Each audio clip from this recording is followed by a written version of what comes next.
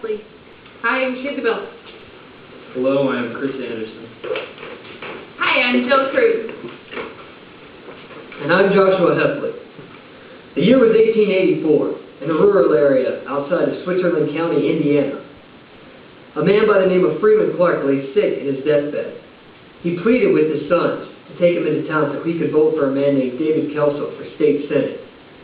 David Kelso, previously a lawyer, had represented Mr. Clark in the past on a murder charge.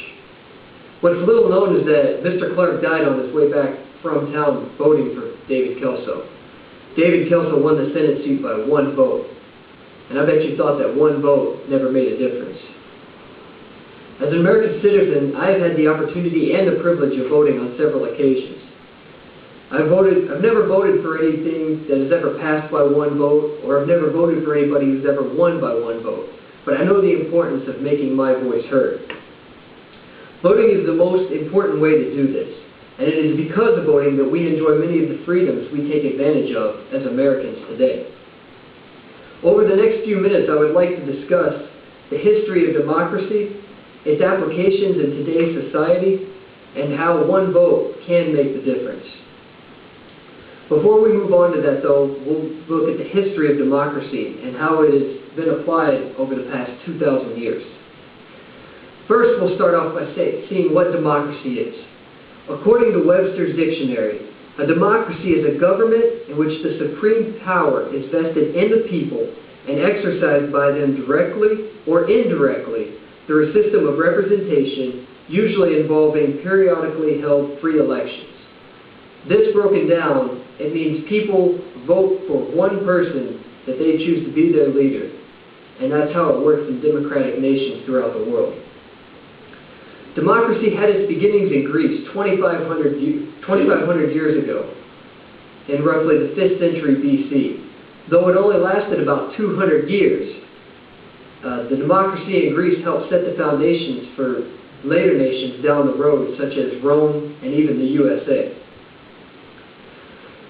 The Romans built upon this system with the use of a republic, a system that free citizens vote for individuals to represent them in an assembly. Bamber, History of Democracy. American history for voting started in 1788 with the ratification of the Constitution. Through this, all men were granted the gift of life, liberty, and the pursuit of happiness. Any man who was a citizen was allowed the opportunity to vote. Later down the road in 1870, with the passing of the 15th Amendment, African Americans would also be allowed the right to vote. And in 1920, with the passing of the 19th Amendment, women would be allowed the privilege to vote. Through all of these things, by the time 1920 came around, anybody who was an American citizen was allowed the privilege and the opportunity to let their voices be heard. So why is voting such a critical part of our American duty? The importance of voting is simple. Though 1 vote may never make the difference needed, it's always good to be the one to help guide and lead others in voting for what they believe is right. Your opinion matters.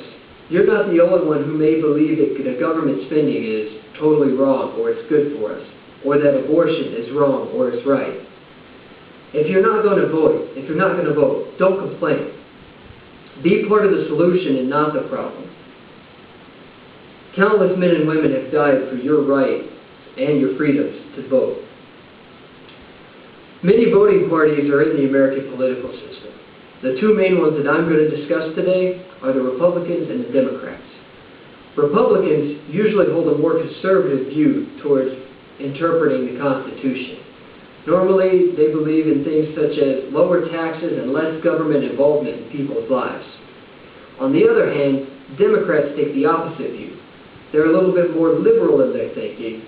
They believe that the government should have a little bit more say in what people do and say, but to do this, they need more money, which usually leads to higher taxes.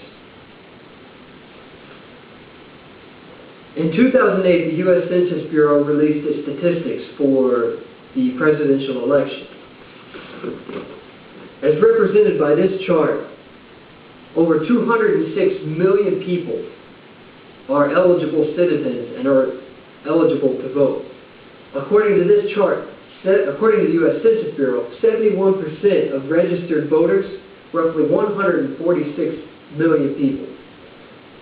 On the opposite end, there are 29% that aren't registered, leaving roughly 60 million people not eligible or not signed up to vote.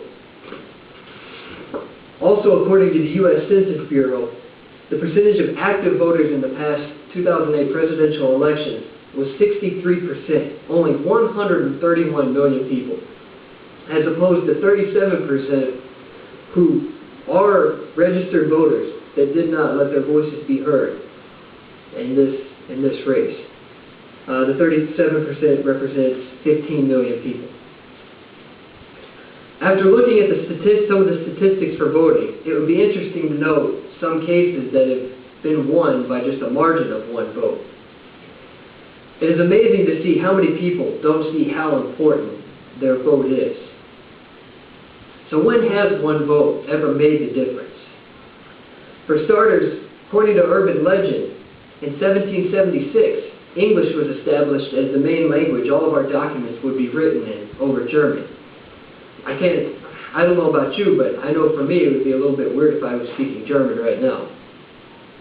Also, there have been 5 states that have been admitted to the Union by just a margin of one vote: Idaho, Washington, California, Oregon, and in David Kelso's case, who was that one vote, Texas.